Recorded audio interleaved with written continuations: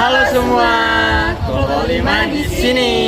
Jadi, kami Sini akan menjelaskan Materi tentang powder technology. Stay tune.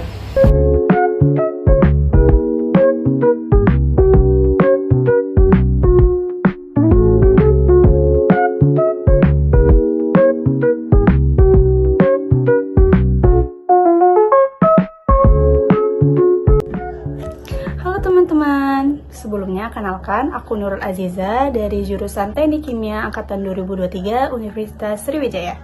Nah, pada kesempatan kali ini, saya dan teman-teman saya akan menjelaskan mengenai mixing of powder. Nah, sebelum kita mempelajari lebih lanjut lagi mengenai mixing of powder, ada baiknya kita mengetahui apa itu mixing of powder. Nah, bagi teman-teman yang mengetahui apa itu mixing of powder, boleh komen di bawah ya. Nah, sekarang saya akan menjelaskan apa itu mixing of powder. Mixing of powder ini merupakan suatu proses pencampuran dua atau lebih bahan padatan dalam bentuk serbuk yang bertujuan agar mendapatkan distribusi yang homogen. Nah, teman-teman tahu nggak sih? Ternyata proses pencampuran mixing of powder ini banyak loh digunakan dalam industri-industri, contohnya seperti industri makanan, farmasi, metalurgi serbuk, dan manufaktur bahan kimia. Nah, sekarang saya akan menjelaskan tujuan dari proses mixing of powder ini. Bagi teman-teman yang mengetahui tujuan dari mixing of powder ini, boleh komen di bawah ya. Oke, saya akan jelaskan apa itu tujuan dari mixing of powder ini. Tujuannya agar dapat mencampurkan atau menggabungkan bahan-bahan yang memiliki perbedaan sifat fisiknya, kimia, atau fungsional yang berbeda agar terciptanya suatu campuran yang konsisten ataupun homogen. Faktor utama yang mempengaruhi pencampuran mixing of powder yaitu meliputi ukuran dan bentuk partikel, perbedaan densitas, kelembapan, serta gaya adhesi antar partikel. Adapun berbagai metode yang digunakan dalam pencampuran serbuk ini yaitu pencampuran gravitasi, mekanis, dan intensif yang masing-masing memiliki keunggulan tergantung pada sifat bahan yang digunakan. Kemudian terdapat beberapa tantangan utama dalam proses ini, yaitu meliputi segregasi partikel akibat perbedaan ukuran dan densitas, serta kemungkinan aglomerasi yang dapat mengurangi keseragaman campuran. setelah membahas mengenai deskripsi, selanjutnya kita akan membahas terkait karakteristik. Sekarang kita akan membahas mengenai karakteristik. Yang pertama adalah metode. Kami menggunakan vibratory mixing, yaitu pencampuran serbuk berbasis getaran untuk mencapai homogenitas dalam waktu singkat. Lalu, apa sih faktor yang mempengaruhi? Yang pertama adalah ukuran partikel, di mana kami menggunakan ukuran partikel di 50, lalu densitas bulk, kohesi serbuk, dan juga segregasi selama pencampuran. Lalu ada efisiensi, di mana frekuensinya adalah 100-150 Hz dengan akselerasi 112 G, mampu menghasilkan campuran homogen dalam kurang dari sama dengan 2 detik. Lalu, analisis apa sih yang kami gunakan? Kami menggunakan analisis colorimetric measurement untuk pengukuran distribusi tracer, rasa indeks untuk kuantifikasi homogenitas, serta identifikasi zona pencampuran intensif. Lalu, aplikasinya yaitu pada farmasi, digunakan pada produksi tablet individu, personalized medicine, lalu ada pangan, dan metalurgi, dengan potensi penerapan dalam manufaktur skala kecil dan juga sistem pencampuran efisien. Halo, saya Sabrina Zara. Di sini saya akan melanjutkan materi mengenai pembahasan faktor-faktor yang mempengaruhi solid with solid mixing powder dengan menggunakan vibration methodology. Teknologi vibrasi ini digunakan dalam berbagai industri, terutama farmasi, untuk memastikan bahwa bahan aktif dalam tablet ataupun kapsul terdistribusi secara merata. Untuk faktor yang pertama, itu adalah frekuensi dan amplitudo getaran.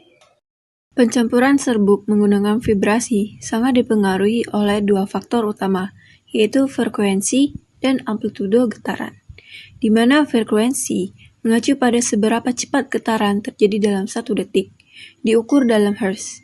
Sedangkan amplitudo adalah sejauh mana pergerakan naik turun dalam satu siklus getaran, di mana jika frekuensinya lebih rendah seperti 100 hingga 150 Hz dengan amplitudo tinggi, maka akan menghasilkan pencampuran lebih cepat dibandingkan dengan frekuensi tinggi seperti 300 Hz. Hal ini disebabkan karena amplitudo yang lebih besar akan membantu partikel serbuk bergerak lebih luas dalam wadah dan meningkatkan interaksi antar partikel, dan mempercepat homogenisasi. Untuk faktor yang kedua, ada akselerasi. Selain frekuensi dan amplitudo, akselerasi atau percepatan getaran juga berperan penting. Dengan akselerasi yang lebih tinggi akan meningkatkan kecepatan pencampuran. Pada gambar, ditunjukkan bahwa akselerasi sekitar 112 gram memungkinkan adanya pencampuran serbuk mencapai homogenitas optimal dalam waktu kurang dari 2 detik. Namun, jika akselerasi terlalu rendah, partikel akan bergerak lebih lambat dan membutuhkan waktu yang lebih lama untuk tercampur dengan baik.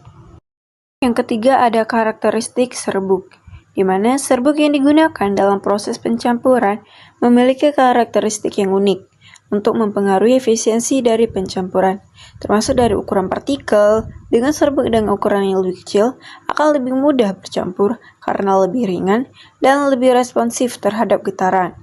Kemudian, partikel berbentuk bola lebih mudah bercampur dibandingkan dengan partikel yang berbentuk jarum yang dapat saling mengunci dan memperlambat pencampuran.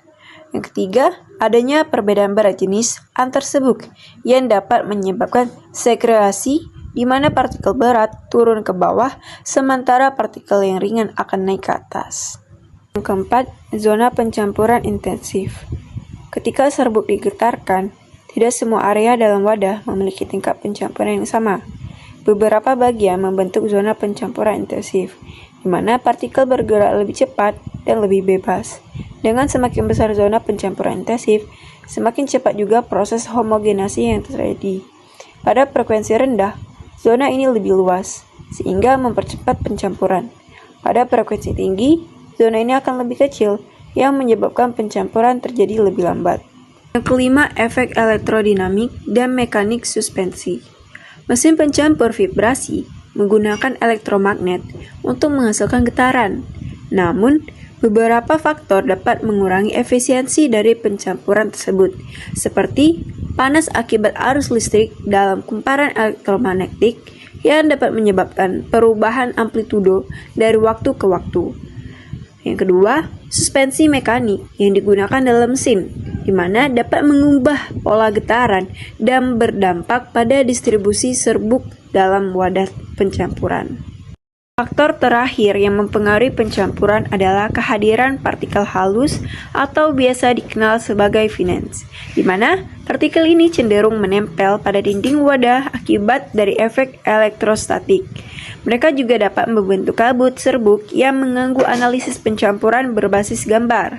Dan untuk mengatasi itu, beberapa metode dapat diterapkan seperti penggunaan counting antistatis atau pengendalian kelembapan dalam lingkungan pencampuran. Sebelum lanjut ke videonya, kenalin dulu nama aku Asana Maulidia dengan ujung NIM 037. Kalian udah tahu belum proses mixing of powders itu gimana? Disimak ya videonya. Proses solid with solids mixing of powders biasanya diawali dengan dosing atau penakaran bahan. Serbuk dari berbagai bahan baku ditakar dengan rasio yang tepat menggunakan screw feeder, free battery feeder, atau sistem gravimetri. Pemilihan metode dosing bergantung pada karakteristik serbuk seperti kepadatan, kelembapan, dan ukuran partikel. Contohnya yaitu dalam farmasi bahan aktif API dan excipient harus dicampur dalam perbandingan tertentu untuk memastikan dosis yang akurat. Selanjutnya ada mixing atau pencampuran serbuk. Tahap inti dari proses ini adalah pencampuran serbuk dalam wadah pencampur menggunakan berbagai teknik. Teknik yang pertama yaitu diffusive mixing atau pencampuran difusif.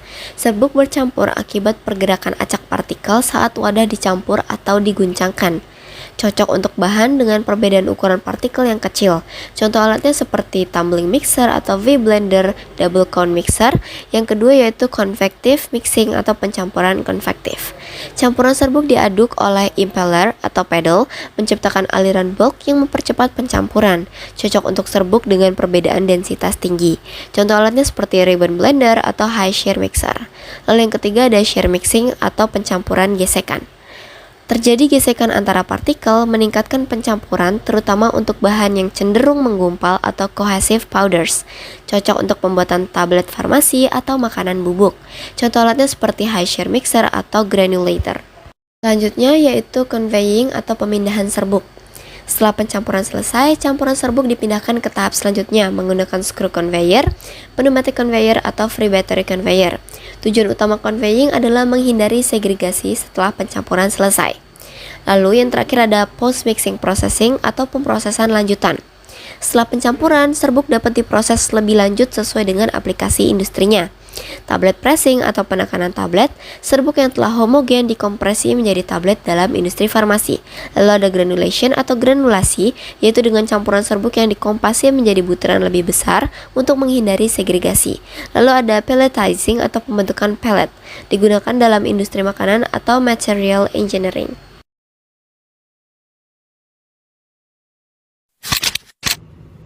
Oke guys, selanjutnya saya Dava akan menjelaskan perhitungan dari contoh soal yang diambil dari referensi jurnal yang berjudul Determination and Randomness in Mixing of Particulate Units, yang dimana teman-teman bisa pause dulu untuk contoh soalnya ada di samping.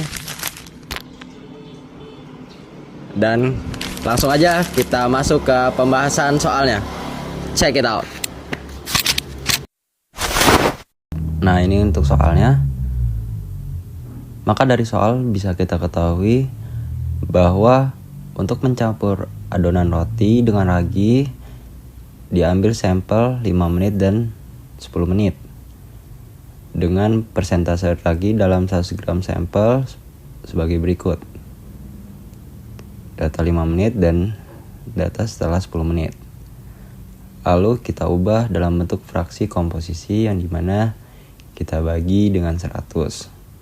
Sehingga hasil data setelah 5 menit dan 10 menit sebagai berikut. Nah, untuk pengerjaannya, langkah pertama kita hitung dulu varian sampelnya. Dengan rumus varian sampel yaitu S kuadrat sama 1/n sigma XI kuadrat dikurang dengan X rata-rata kuadrat. Dimana kita boleh jumlah sampel ada 10 dan XI merupakan nilai fraksi ragi dalam sampel. Kita hitung dulu rata-rata X untuk 5 menit. Sehingga didapatkan hasil rata-rata untuk 5 menit adalah 0,0579. Lalu kita hitung S5 kuadrat dengan menjumlahkan kuadrat setiap nilai, lalu kurangi dengan kuadrat rata-rata. Sehingga diperoleh hasil S5 kuadrat sama dengan 3 kali 10 pangkat min 3. Lalu kita hitung varian untuk 10 menit dengan cara yang sama, didapatkan hasil S10 kuadrat sama dengan 3,8 dikali 10 pangkat min 4. Langkah kedua kita hitung varians awal dengan menggunakan rumus S0 kuadrat sama dengan X max dikurang dengan X min, di mana X max-nya merupakan perkiraan konsentrasi tertinggi ragi dalam campuran dan X min-nya sisa dalam campuran selain ragi. Maka didapatkan hasil varians awal sebesar 4,8 dikali 10 pangkat min 2. Lanjut ke langkah ketiga yaitu menghitung indeks pencampuran, di mana rumusnya M sama dengan S0 kuadrat min S kuadrat dibagi S0 kuadrat min SR kuadrat. Di mana karena jumlah partikel dalam sampel sangat besar, kita asumsikan untuk SR kuadrat itu sama dengan 0. Sehingga untuk 5 menit didapatkan indeks pencampuran sebesar 0,93 dan untuk 10 menit setelah dimasukkan ke rumus, kita dapatkan indeks pencampuran sebesar 0,99. Jadi bisa kita simpulkan, setelah 5 menit, indeks pencampuran adalah 0,93 yang menunjukkan bahwa ragi sudah mulai tercampur cukup baik, tetapi masih ada ketidakseragaman. Sedangkan setelah 10 menit, indeks pencampuran mencapai 0,99 yang menunjukkan bahwa pencampuran sudah hampir sempurna dan ragi telah terdistribusi secara merata dalam adonan. Nah, jadi gimana tadi videonya? Seru nggak? Seru banget! Kalau seru, pasti termasuk dalam wawasan juga manfaat dari video kami yang sudah kami sampaikan sebelumnya. Maka dari itu, Pantau terus video kami! Dadah!